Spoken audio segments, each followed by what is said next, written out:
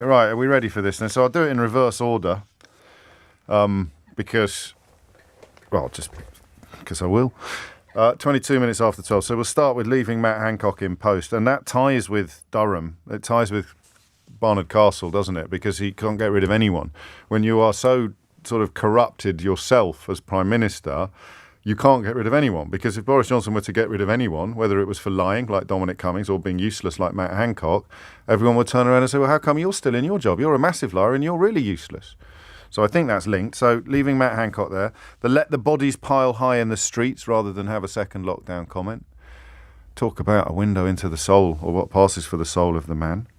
The deep state comment in PMQs quite recently, which of course shows that he's willing to deploy the worst of QAnon-style conspiracy theories and deeply damaging rhetoric, the kind of rhetoric that led directly to the January the 6th attack upon the Senate building in Washington. I mean, that's a late entry from Lewis, but it's a big one, isn't it?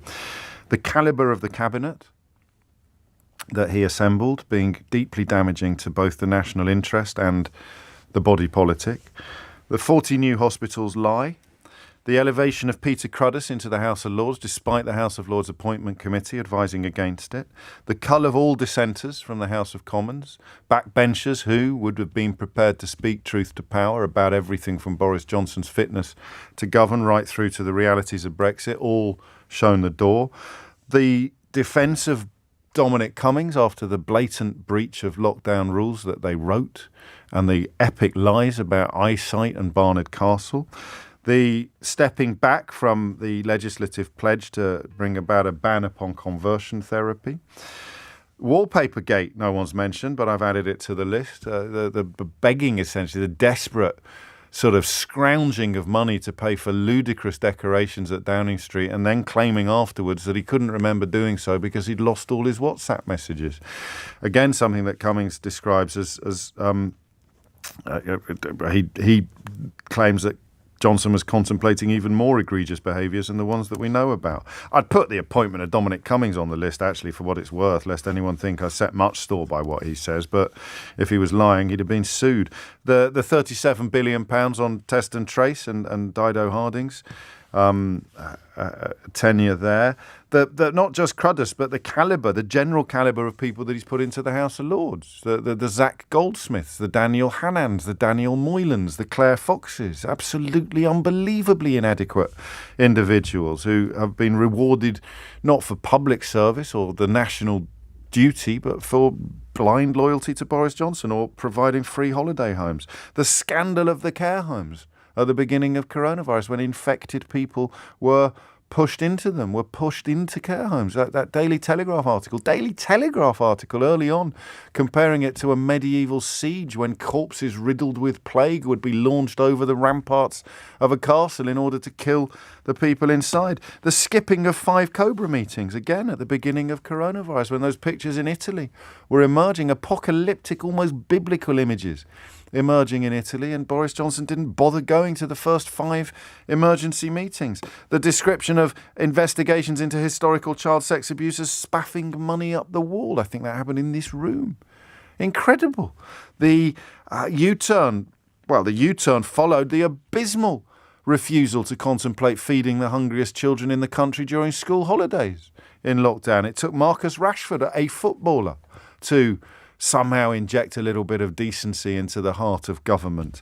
The appointment of David Frost to the House of Lords, but more pertinently to be the negotiator of the so-called oven-ready deal, which they then immediately started complaining about and threatening to break international law in order to wriggle out of the treaty commitments that they'd made, rendering us almost sort of untrustable on the world stage and ridiculous to anybody paying attention. Frost in particular seems emblematic of the Boris Johnson years, Boris Johnson's Brexit Britain, a place in which David Frost, previously known for running the Scotch Whisky Association, a role in which he was adamant leaving the European Union would be an unmitigated disaster, can end up being some sort of king across the water for the most deluded and dismal of Tory supporters.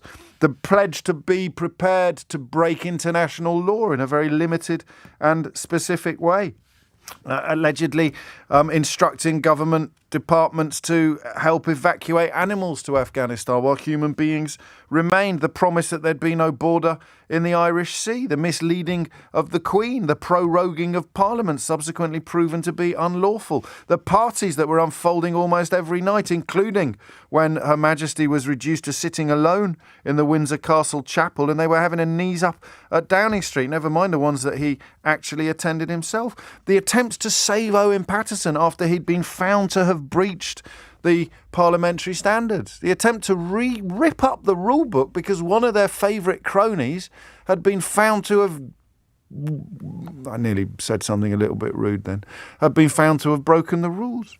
On it goes, putting the son of a KGB spy in the House of Lords. I don't think we've seen the report on that one, have we? Didn't he send it back? Have we seen what the security services had to say about that? And then, of course, revealing as Prime Minister that when he was Foreign Secretary, he'd attended a party at the Palazzo hosted by a man who's currently sanctioned in Canada for being a key member of Vladimir Putin's inner circle. Using a lie put out by far-right social media vampires about Keir Starmer and Jimmy Savile when Keir Starmer was Director of Public Prosecutions. Not just doing it, but doing it in Parliament, in the House of Commons. No depth unplumbed. Tearing up a report into whether or not the Home Secretary Priti Patel was a bully. We know that she was because A, the report said so, and B, they paid £370,000 to the man who she bullied. An act so egregious that the actual advisor on the independent advisor on ministerial standards on ethics resigned in protest. The second one resigned as well. That hasn't even made the list. Oh, boy. And then the shaking of hands with COVID patients, boasting about shaking of hands with COVID patients when his only job was to convey to the population of these islands that we had to be absolutely unprecedentedly careful about human contact in the earliest days of the coronavirus. That's your list. And then you've got the overviews, the big pictures, the step back, the breaking of trust, the corrupting of objective reality, the heartbreaking revelation that this is a country in which the worst kind of politicians can thrive. And that's not over, because I've said it before and I'll say it again, when the rest of us have been reeling with disgust and horror at what this man has done to our democracy, to our country and to our politics, Liz Truss has been taking notes.